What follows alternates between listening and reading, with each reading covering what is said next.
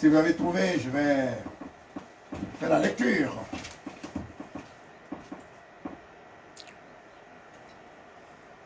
Il est un mal que j'ai vu sous le soleil et qui est fréquent parmi les hommes.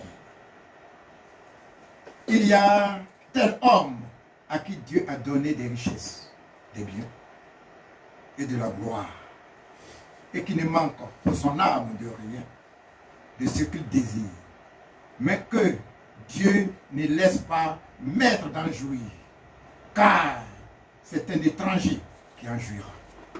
C'est là une vanité et un mal grave. C'est 3. Quand un homme aurait 100 fils, vivrait un grand nombre d'années, et que les jours de ces années se multiplieraient, si son âme ne s'est point rassasiée de bonheur, et si de plus il n'a point de sépulture, il dit, j'ai dit qu'un avorton est plus heureux que lui. Verset 4. Car il est venu en vain, il s'en va dans les ténèbres, et son nom reste couvert de ténèbres.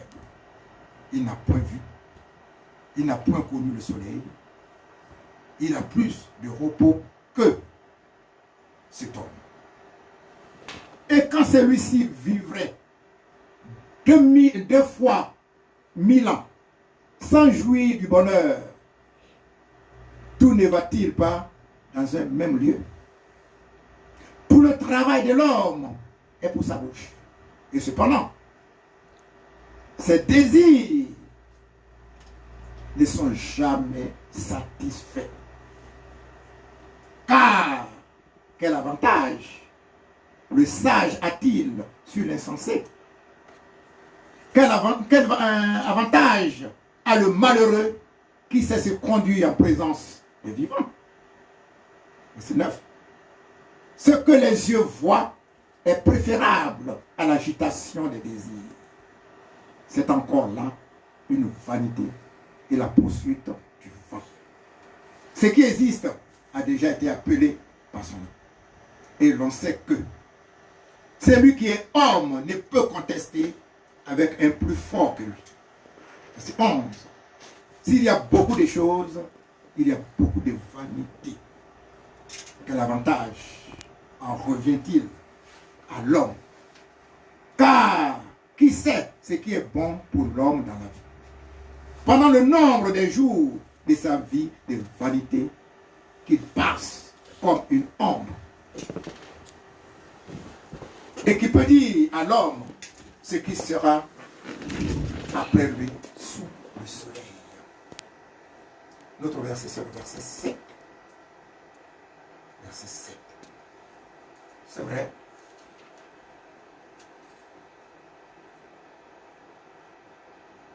Nous travaillons, nous faisons tout. Dieu nous donne beaucoup d'argent, mais il ne nous permet pas de jouir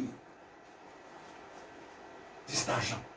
C'est ça le frère, le roi Salomon.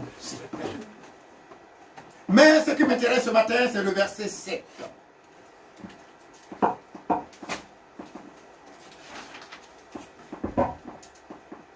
Bien-aimé, le livre de l'Ecclésiaste a été écrit par le roi Salomon. Dans ce livre, Salomon s'adresse à tous ceux, Seigneur, qui pensent que Dieu n'a pas d'importance. Oh Dieu, oh Dieu. Salomon leur dit, si Dieu est plus important que tous les plaisirs de ce monde, car personne ne peut vivre heureux sans Dieu. Tu vas dormir sur l'argent, tu feras tout, tu as des avions, mais sans Dieu, c'est zéro. Dans le verset 7 de notre texte, Ecclésiaste 6, 1 à 12, Salomon dit que l'être humain travaille uniquement pour contenter ses plaisirs. Mais il n'est jamais satisfait. Tu gagnes des millions. Mais tu veux encore plus. Tu veux encore. Tu n'es jamais satisfait.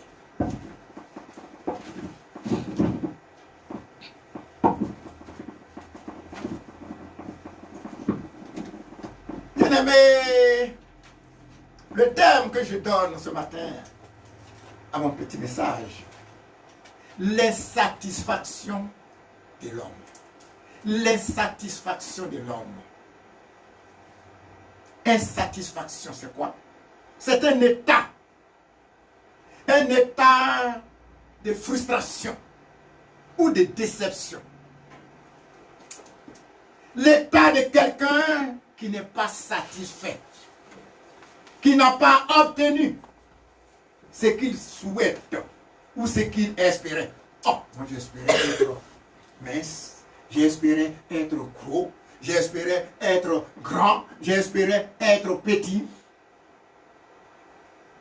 L'insatisfaction est un véritable fléau qui ronge notre société. Celui qui est marié, il cherche à divorcer. Oh, femme. Le célibataire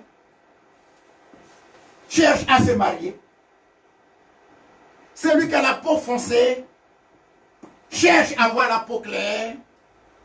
Et celui qui a la peau claire cherche à avoir la peau foncée.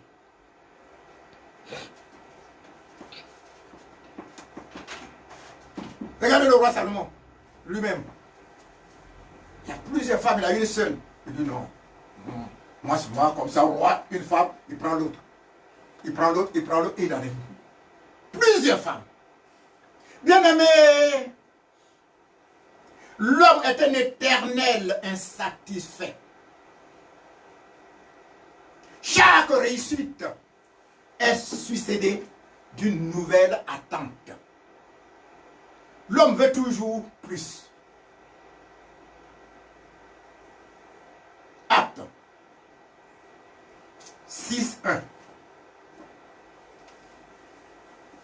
Nous allons lire Proverbe 27.20. Eric, tu peux me dire Proverbe 27.20? S'il te plaît. C'est vous qui allez lire parce que pas de place. Proverbe 27.20.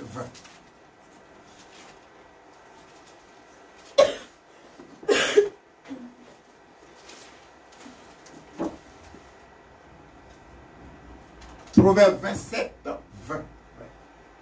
Le monde des morts et ses profondeurs n'ont jamais fini d'engloutir leur proie.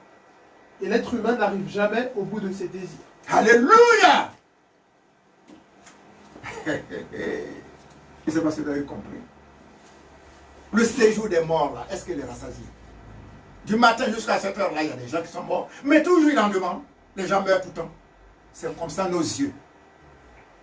Les yeux ne sont jamais rassasiés. Je veux voir. Je veux ça. Je veux ça. Je veux ça.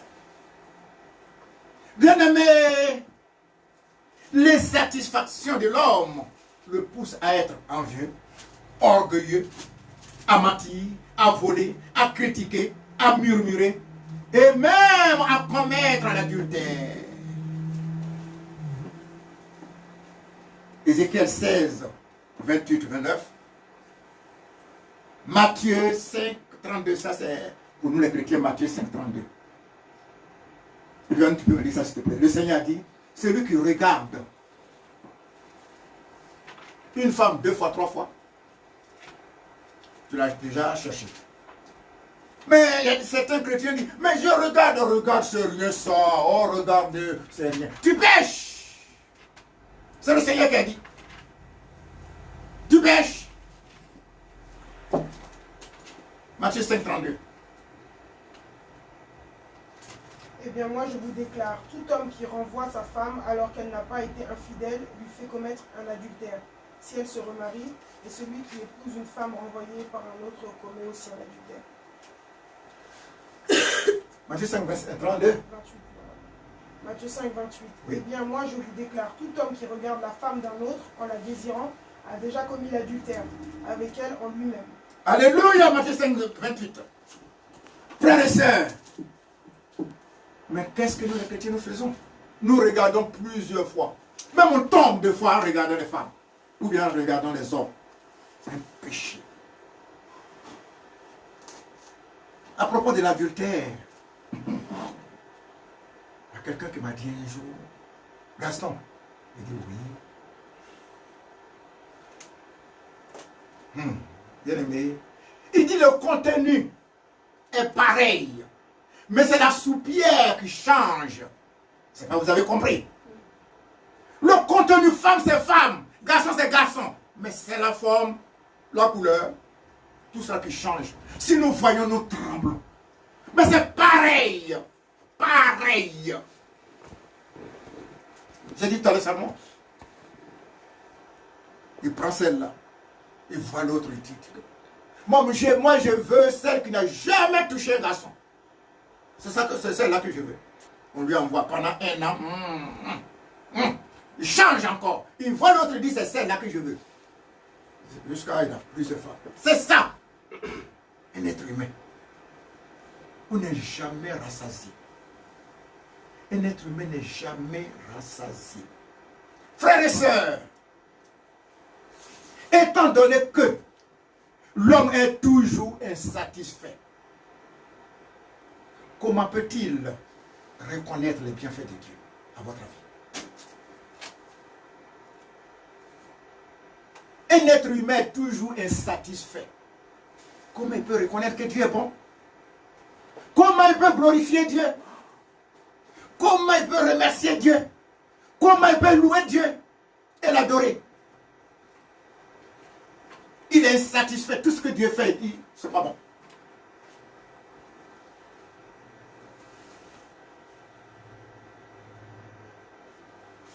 Moi, je vais avoir 100 mètres. Et j'ai 1 mètre. Est-ce que je vais dire merci celui qui m'a fait? Non. Je vais dire, oh, mais tu ne m'as pas bien fait, Seigneur. Oh. L'insatisfaction.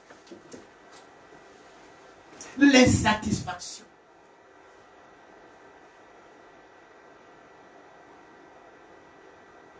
Bien-aimés, voilà pourquoi beaucoup de personnes disent, Dieu ne m'aime pas.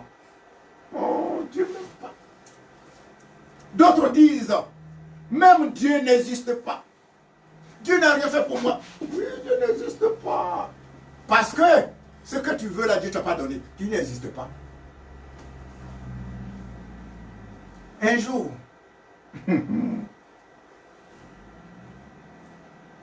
je parlais de Dieu à mon petit-fils. Il aura bientôt 18 ans. Beaucoup d'entre vous le connaissent.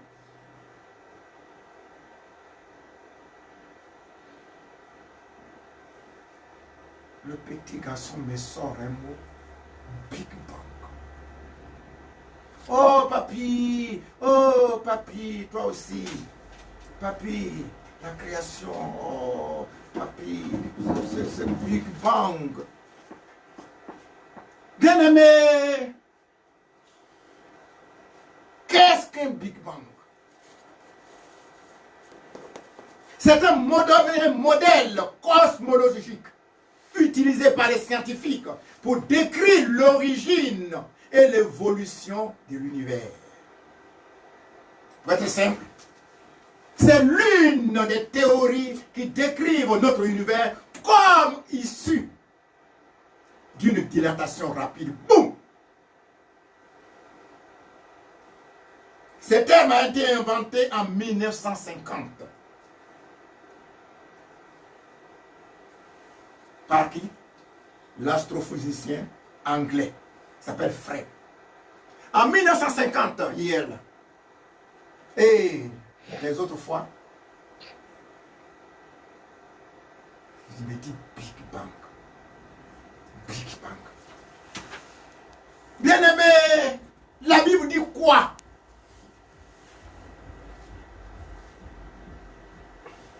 La Bible dit Dieu d'Abraham, d'Isaac, de Jacob et d'Israël est le créateur de l'univers. Alléluia. Amen.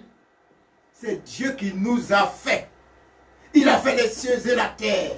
Il règne et il domine sur toutes choses. Alléluia. Amen. Ce n'est pas Big Bang. Non. Ce n'est pas Boom qui a créé l'univers. Mais c'est Dieu.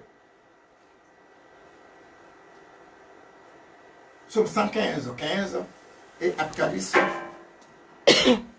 4, 11. Ma soeur Sylvia va me dire ça. Apocalypse 4, 11.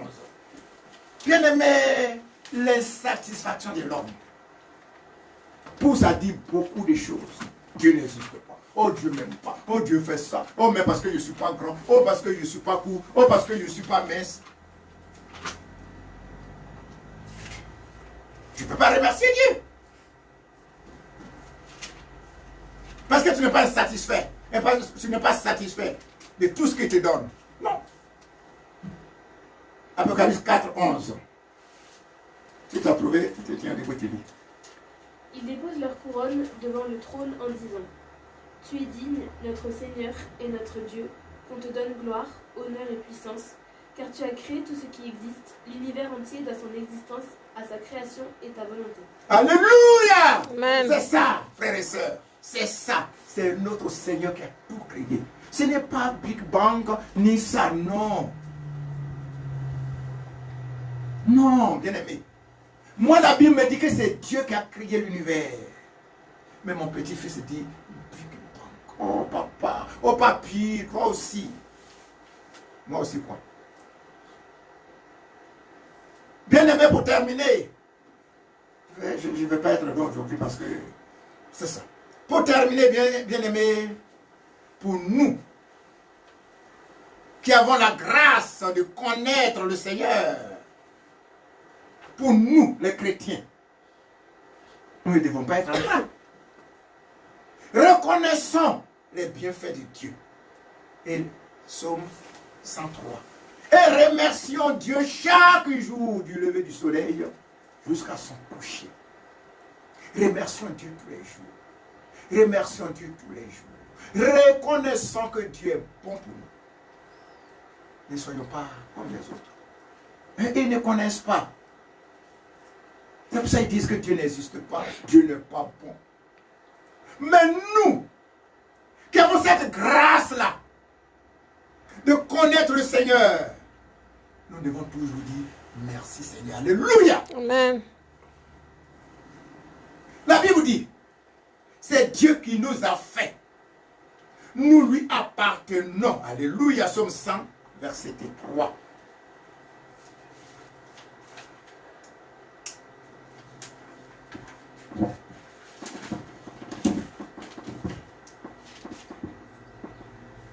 Et la Bible nous demande de rendre grâce en toutes choses. Car c'est la volonté de Dieu. 1 Thessaloniciens 5, 18. À propos de rendre grâce là. Écoutez bien. La Bible nous demande de rendre grâce en toutes choses. Ça veut dire si quelqu'un te donne quelque chose, dis merci. Ce n'est pas là Dieu seulement qu'il faut remercier. Mais si quelqu'un te donne quelque chose, il faut lui dire merci. Moi, personnellement, je préfère qu'on me dise merci. Moi, hein. Des fois, on me dit, oh Gaston, Dieu va te rendre. Dieu va me rendre quoi? Dieu est passé par moi. Et moi, je t'ai donné. Toi, tu me dis merci. Tu peux dire merci comme Jésus a dit. Il dit, croyez en Dieu et croyez en moi. Tu dis merci à Dieu, mais dis-moi merci. Alléluia. C'est ça. Oh, mais Dieu va te rendre. Oh, oui, Dieu va me rendre, c'est vrai. Mais c'est moi qui t'ai donné. Dieu est passé par moi. Et moi, je t'ai remis. Ah, dis, ah, merci. Hein. Moi, je préfère ça. Moi, c'est un crédit. Si tu ne me dis pas merci, je demande. Il y a quelqu'un qui m'a dit, s'il veut, il donne quelqu'un à son fils, il attrape. Il donne quelque chose à son fils, il attrape. Il faut que son fils lui dise merci, puis il laisse. Merci. Nous, les croyants, nous devons rendre grâce en toutes choses. C'est la volonté de Dieu. Bien-aimés, le fait de rendre grâce nous empêche de tomber dans le murmure, dans les plaintes, dans l'ingratitude et dans la convoitise. Si tu remercies quelqu'un, est-ce que tu peux murmurer après lui? Tu peux te plaindre. Tu peux être ingrat. Mais si tu te donnes quelque chose que tu ne veux pas, tu vas murmurer. Mais c'est un petit cadeau. Il faut lui dire merci. Il faut lui dire merci. Même si tu n'aimes pas. Tu dis quand même merci et puis après tu vas vendre, ça c'est ton problème. Mais dis-moi quand même merci. Alléluia. Amen. Frères et sœurs, c'est là que nous allons nous quitter. Le fait de rendre grâce nous empêche de tomber dans le murmure. Nous empêche de tomber dans l'ingratitude et la convoitise. Amen. Alléluia. Père Céleste, nous voulons te dire que tu es Dieu. C'est vrai. Tu es le roi des rois, le Dieu glorieux. Père, aide-moi, Seigneur, je suis ingrat. Aide-moi, je suis toujours insatisfait. Mais toi qui es Dieu par ton Saint-Esprit, Seigneur, oh Dieu, aide-moi, Seigneur. Aide-moi à reconnaître tes bienfaits. Aide-moi à reconnaître, oh Dieu Père, que tu es Dieu, que tu es bon, que tu es le créateur de l'univers. Aide-moi à reconnaître que c'est toi qui as créé les cieux et la terre. Que ton nom soit ce matin béni, magnifié, glorifié. Merci Seigneur. Amen.